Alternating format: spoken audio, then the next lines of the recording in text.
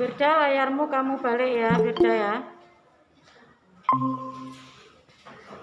Kamu tidurkan layarnya biar kelihatannya lebih. Ya, Bu.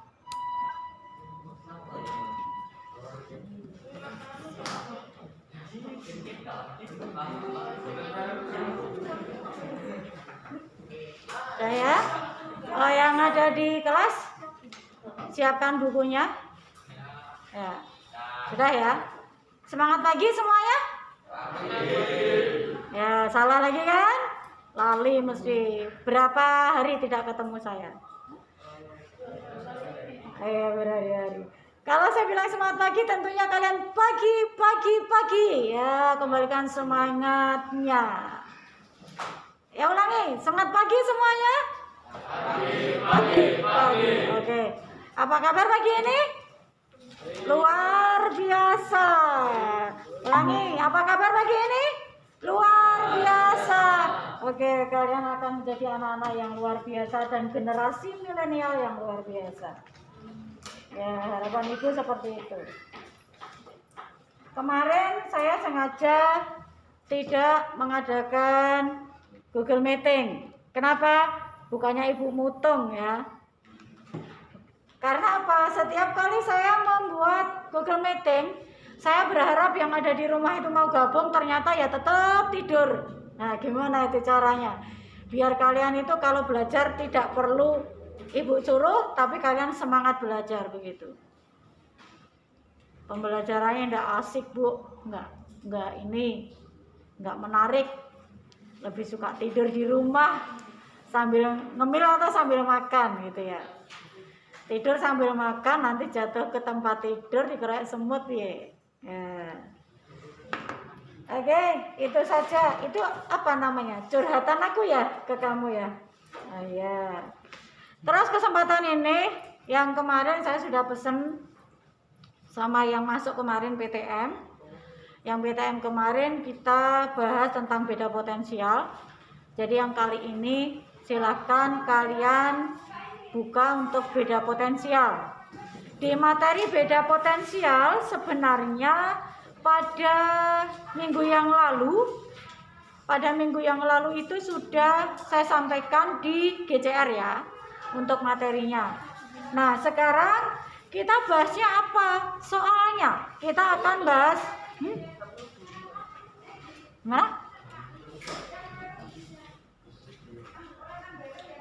bagaimana? Oh, halamannya ya 176 177 178. Silahkan yang di rumah kalian buka kembali yang materi kemarin ya. Sudah semua ya? Sudah ketemu ya? Saya tulis di sini tentang beda potensial.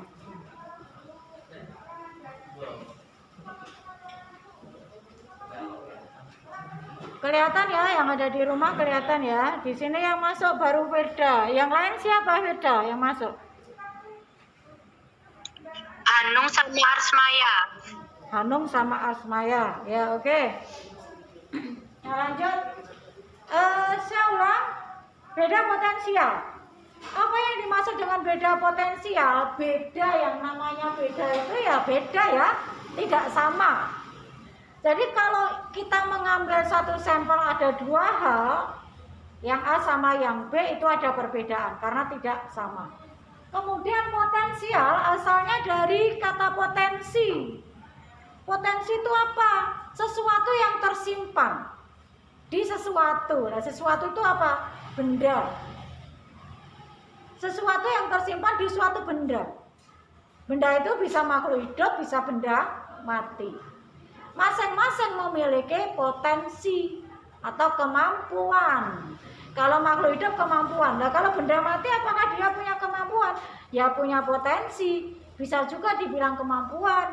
Tetapi kalau kemampuan itu konotasinya manusia, dia bisa melakukan sesuatu begitu.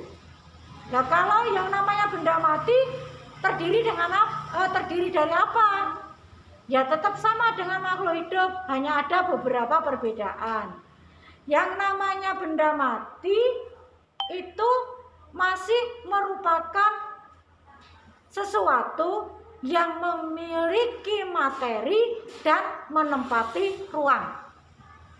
Makhluk hidup juga memiliki materi dan menempati ruang, tetapi masih ada dengan tambahan lagi, memiliki 10 ciri kehidupan. Bedanya itu. Nah, jadi intinya di sini adanya perbedaan kemampuan yang terdapat pada sesuatu benda, baik benda maupun makhluk hidup. Nah, di sini dijadikan satu, gitu ya. Nah, sekarang kalau saya memiliki dua benda,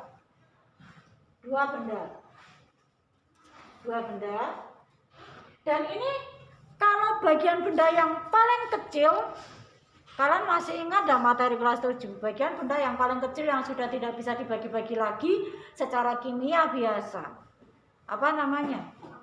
Atom. A tidak, Thomas dibagi-bagi, jadi tidak bisa dibagi-bagi lagi. Nah, bagian materi terkecil itu adalah atom. Nah, sedangkan atom sendiri itu adalah terdiri komponennya, penyusunnya itu ada muatan, ada muatan positif, ada muatan negatif, dan ada yang netral.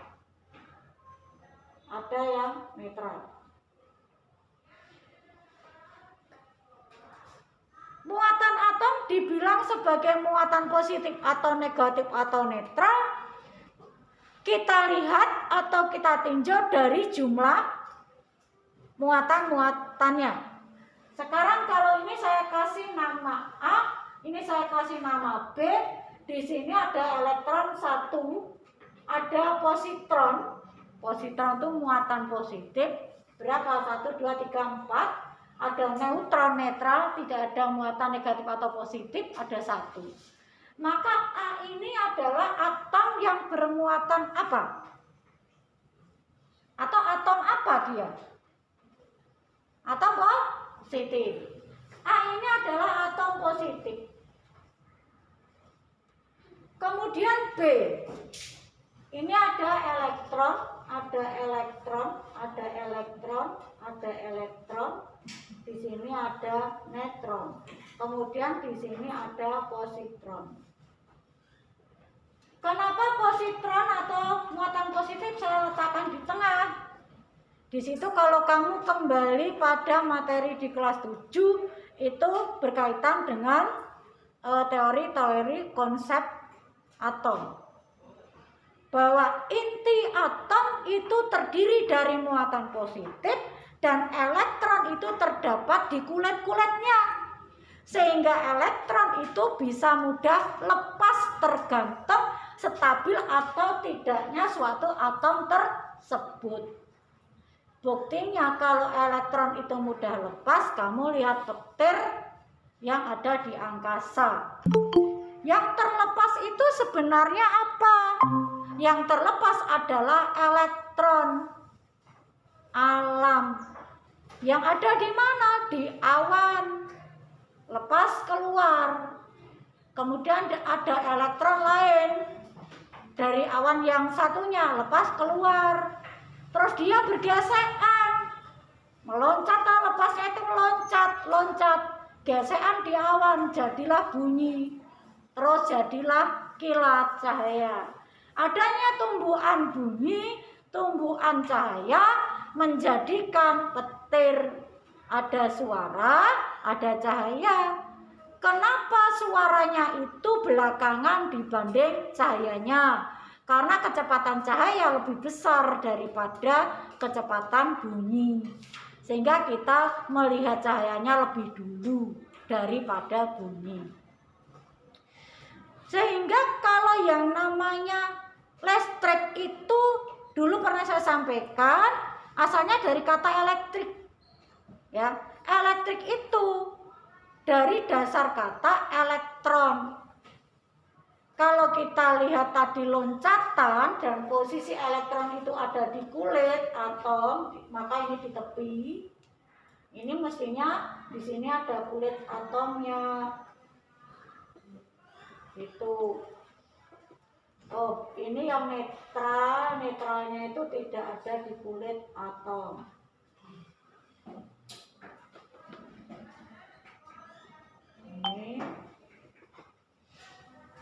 Ini juga mestinya.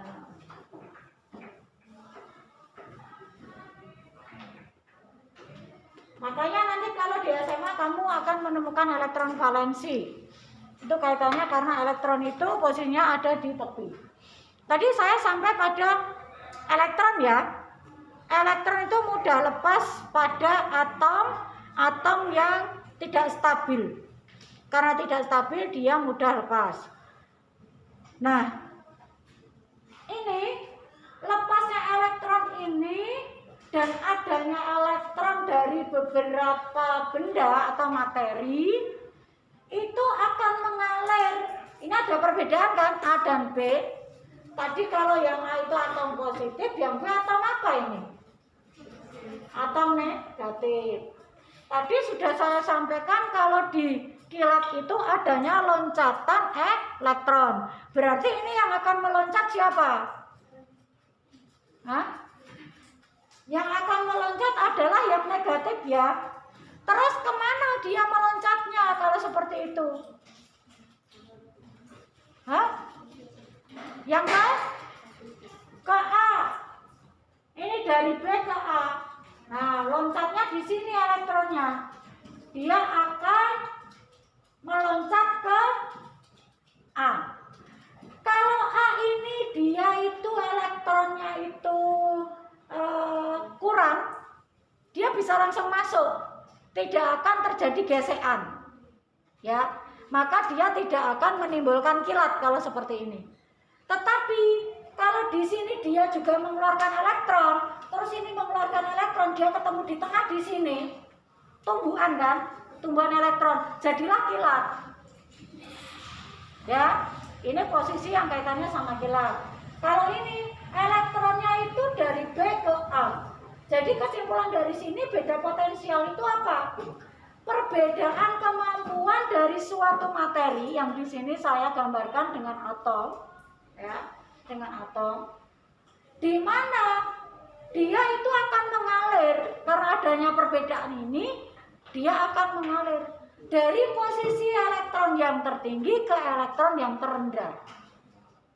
Nah, jadi kesimpulannya elektron itu berpindah dari muatan negatif ke muatan positif.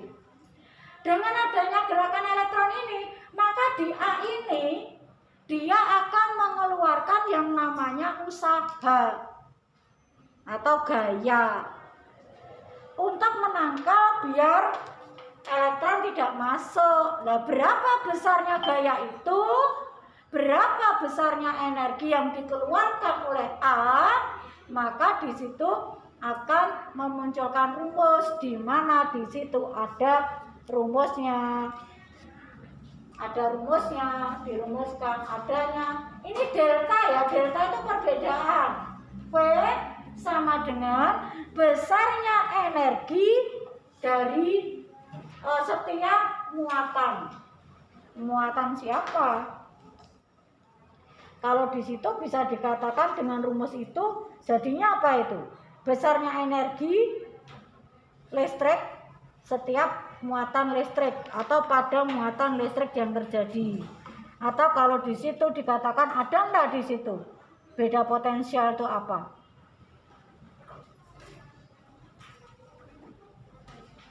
Ya, ada enggak di situ? Di bukumu ada enggak yang merumuskan beda potensial?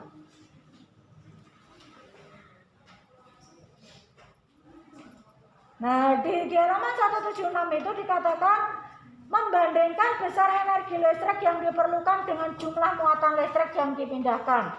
Sehingga bisa dikatakan beda potensial adalah besarnya energi listrik yang diperlukan dengan jumlah muatan listrik yang dipindahkan.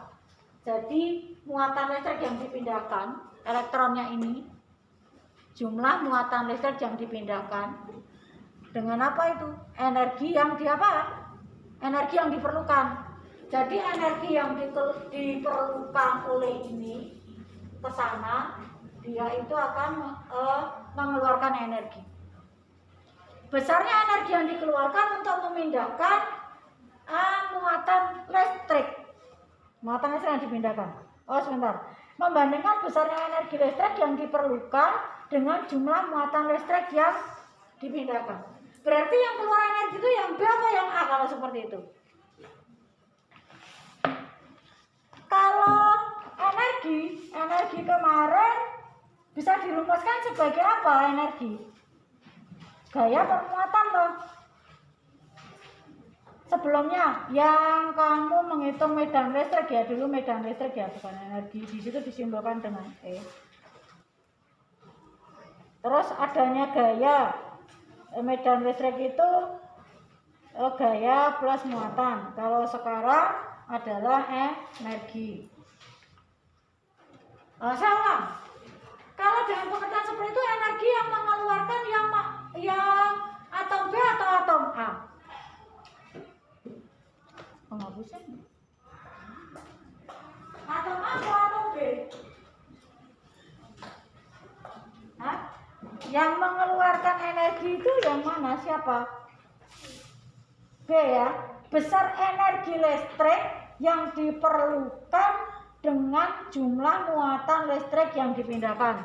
Jadi yang akan mengeluarkan itu juga yang B. Dia memindahkan elektron ini, dia butuh energi. Nah, dengan rumus itu maka kita selesaikan soal yang halaman 177. Yang contoh itu bisa kamu baca sendiri dan itu dengan mudah karena sudah diselesaikan. Sekarang kita lihat pada soal nomor 1. Ya, soal nomor 1. Di situ beda potensial antara dua titik pada kawat penghantar sebesar 9 volt. Berarti diketahuinya apa itu? V 9 volt. Terus berapakah energi listrik yang digunakan untuk memindahkan muatan sebesar 30 kolom? Berarti yang diketahui adalah muatannya 30 kolom. Terus yang ditanya apa di situ? Energi W sama dengan berapa? Jawab. Rumusnya dimasukkan. W per I. Angkanya dimasukkan. Oh, sorry. Rumus aslinya seperti ini, kalau ditanya W berarti dibalik. W sama dengan delta V kali I. Maka delta V 9 volt berarti diketahuinya delta V. Delta itu artinya perubahan ya. Ini kalau ada tandanya adalah perubahan. Yang namanya perubahan itu pasti selisih, ada selisihnya. Ada selisihnya. Nah, 9 kali Q-nya berapa? 30. Ini angkanya saja ini masukkan. 9 kali 30. Ketemunya 270. Satuannya apa? Joule.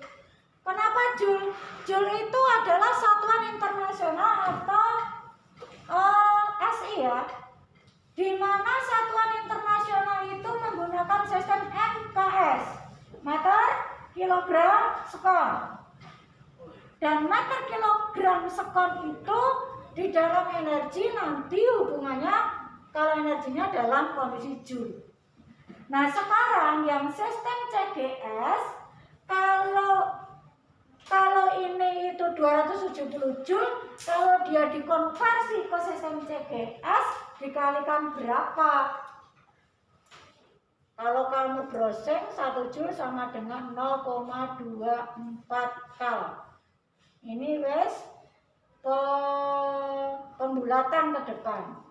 Sehingga kalau itu ditanya 270 Joule, maka itu akan menjadi 270 kali 0,24 K. Berapa hasilnya? Hitungan. Berapa dihitung? Yang sudah ketemu, coba tulis di depan.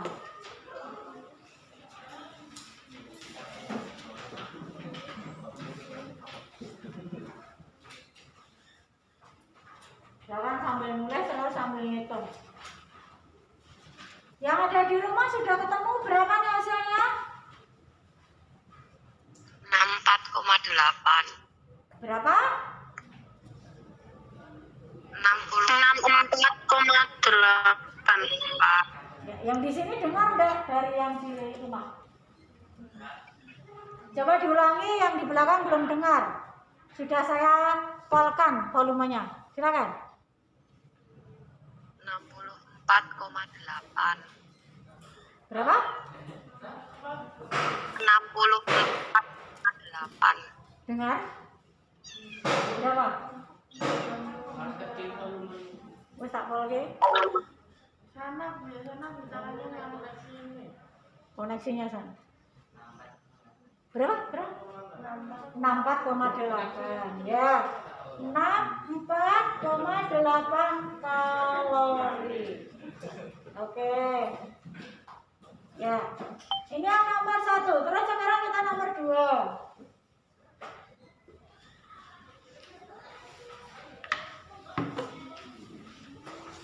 Silakan sambil nulis. Jumlah muatan yang dipindahkan pada sebuah rangkaian listrik adalah 15 kolom. Jika energi yang dibutuhkan untuk memindahkan muatan tersebut dari ujung-ujung rangkaian listrik adalah 45 Joule, berapakah beda potensial antara ujung rangkaian? Berarti yang diketahui apa ini nomor 2? Ya, diketahui Ki. Berapa Ki-nya? Berapa? 15 kolom. Terus apa lagi? Apa itu? Muatan ya? Muatan. Ini muatan. Terus selain muatan? Energi. W. Berapa W-nya? 45 Joule. Ditanya. Beda potensial. V sama dengan berapa? Jawab. Masukkan rumus. Delta V sama dengan W per Q. Ya, sehingga delta V-nya kita masukkan angka, W-nya 45, Q-nya 15. Ketemunya berapa? 3 volt. Gampang ya? Berarti tidak ada masalah dengan ini. Silakan ditulis. Kalau sudah selesai, nanti kita lanjutkan ke yang berikutnya. Kita masih ada berapa menit tuh? Saya menghalangi enggak? Masih ada waktu 10 menit. Silakan diselesaikan dulu yang nulis. Hari ini yang tidak masuk, semuanya masuk. Ya, alhamdulillah. Saya kan juga ada beberapa ya yang katanya, apalagi khususnya sekarang pakai masker. Alsi Yusika, Andre Siget,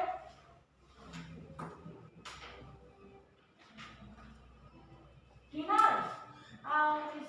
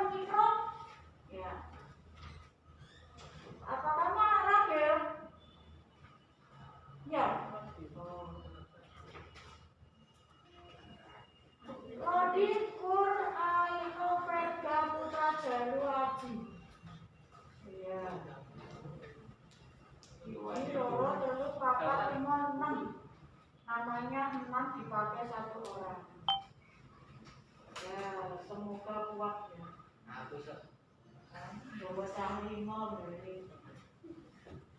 Monica Dwi Samudri. Ya. Muhammad Alfa Arazi.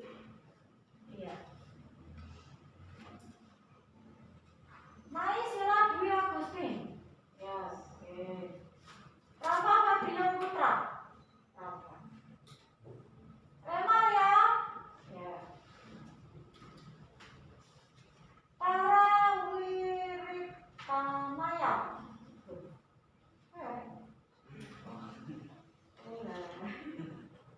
Ya. Wahyu Bening Indriastuti. Tasya Yasmin. Ya. Bening kamu jadi lanjut mobilnya Bapak. Tunggu waktu dulu misalnya teman-teman pada sibuk. Ya.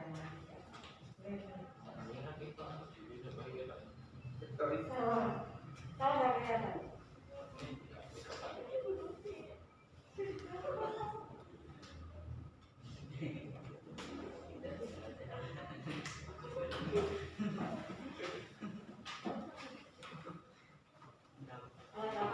Masih pelajaran.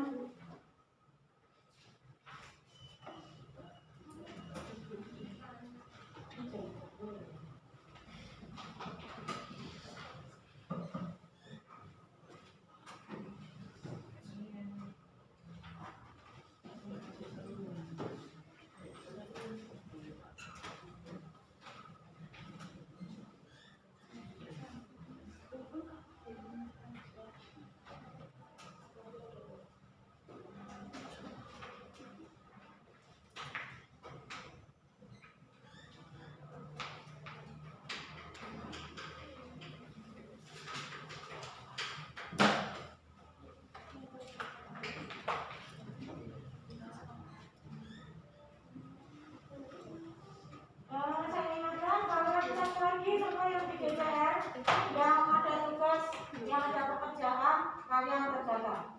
Jangan sampai tidak mengumpulkan. Meskipun kamu tugasnya terlambat dikumpulkan itu tidak masalah dan hanya mengurangi nilai. Tetapi kalau presensi itu perhitungannya sesuai dengan petunjuk. Kalau maksimal jam berapa ya itu. Kalau misalnya kamu mengisi posisinya terlambat, ya belum terhitung di rekapan jurnal. Artinya tidak terhitung rekapan. Gitu ya. Jadi saya minta kalian juga memahami karena itu untuk administrasi. Sudah ya? Sudah selesai nulisnya? Ya. Kita lanjut yang materi berikutnya. Ya. Silakan dibuka tentang penerapan listrik statis dalam kehidupan sehari-hari. Sudah semuanya? Di situ yang pertama ada kelistrikan pada sel saraf. Kalian tahu sel saraf itu apa?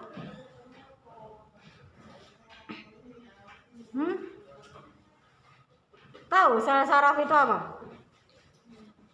Lah saraf itu apa? Fungsi saraf itu apa? Hah? Fungsi saraf apa?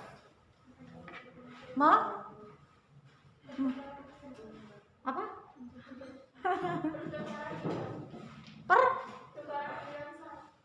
Pertukaran ion saraf. Ini tak apa ya? Apa pertukaran ion saraf? Saraf. Kamu pernah dibilang orang saraf? Kira-kira kalau ada orang lain bilang kamu saraf, bocah saraf apa ya? Senang marah? Tidak senang. Kalau orang gila itu apa faktornya? Ada serabut sarafnya yang rusak sehingga konslet. Nek konslet ki gur gathuke ora bener itu ya. Nah makanya error. kalau dia diajak tertawa malah nangis. Ya, kalau diajak nangis, sedih, malah dia tertawa. Nah, itu error. Serabut sarafnya. Nah, kalau serabut saraf hubungannya apa? Kok itu sama listrik? Hubungannya apa sama listrik? Serabut saraf atau neurotransmitter dia yang akan membawa muatan listrik. Nah, kalau dia sampai pada tepi-tepi organ tubuh kita, dia yang akan mampu merasakan ujung saraf yang akan merasakan pada tubuh kita. Sehingga kalau ada ajaran Islam mengatakan, ini Islam ya, yang lain mungkin enggak ya. Laki-laki dan perempuan enggak boleh salaman karena bukan muhrimnya. Kenapa? Karena di ujung-ujung saraf kulit ini namanya, kalau ujung saraf di kulit namanya reseptor, penerima stimulus atau rangsangan. Nah, rangsangan itu apa? Muatan listrik ini. Ya. Kalau laki-laki muatannya beda sama perempuan. Sing positif sing ngendi, sing negatif sing ngendi. Nah, itu tinggal yang merasakan ininya. Ini ada ujung saraf ya. Di telapak tangan ini pusat penerima stimulus atau rangsang. Makanya kalau nempel bukan muhrimnya, akan ada loncatan, wis tak hapus. Ya. Loncatan elektrik ini, loncatan elektron. Kalau dia itu berbeda, masuk toh? Ya enggak? Jadi muatan yang satu masuk ke aliran saraf yang berikutnya. Apa akibatnya? Nyetrum, kesetrum, masuk ya? Masuk. Sekali rapopo, besok pengen meneh. Karena udah masuk kan? 2 kali, 3 kali, 4 kali. Dan tahu nggak efeknya dari saraf ini, dari muatan listrik yang dari saraf ini? Kalau dia masuk menjalar ke seluruh tubuh dan dia bukan muhrimnya, apa yang akan terjadi? Mempengaruhi hormon. Ya, selain mempengaruhi hormon, karena saraf dia masuk ke pusat susunan saraf di otak, akan mempengaruhi pusat susunan saraf. Terus dibawa lagi perintah kemana? Ke hati. Hati nanti dia akan perintah lagi ke organ yang lain. Meneh yo salaman neh, luwih kenceng. Dan akhirnya kemana-mana. Kenapa? Yang namanya stimulus, yang namanya listrik seperti itu. Itu kalau pada manusia. Kalau pada benda lain, kamu tahu enggak yang meninggalkan apa itu? Meninggalkan kipas angin, ketika dia ditinggal pergi, tidak dimatikan, apa yang terjadi? Saking panas toh? Panas gak? Listrik yang terus hidup terus ini tidak dimatikan, dia akhirnya akan membentuk energi lain, energi panas. Seperti tadi juga yang di tubuh manusia di saraf itu panas ditinggalkan, tidak ada yang nulungi sampai panas terus meleleh karena plastik, meleleh terbakar, akhirnya membakar kemana-mana. Ya, gitu kan? Karena itu yang namanya muatan listrik pada sel-sel saraf itu kalian perlu tahu. Sehingga kalau kamu tahu ilmiahnya, kalian tidak akan pernah mengata-ngatai teman kalian, saudara kalian, sesama kalian, apalagi sama-sama di kelas, sama-sama siswa di sini, tidak boleh saling mengolok-olok ya. Tak tahu ya alasannya kenapa? Karena saya sering dengar sok suci, orang bilang gitu. Kadang itu seperti itu, tapi tidak tahu. Kalau kalian yang tahu tentunya tidak akan berkata demikian. Oke ya. Karena waktu kita sudah habis, waktunya kalian istirahat, nanti mendengarkan bel. Kita akhiri pertemuan kita pada kesempatan hari ini. Semangat pagi, masih tetap semangat kan? Ya, wassalamualaikum warahmatullahi wabarakatuh. Kita ketemu di lain waktu. Oke.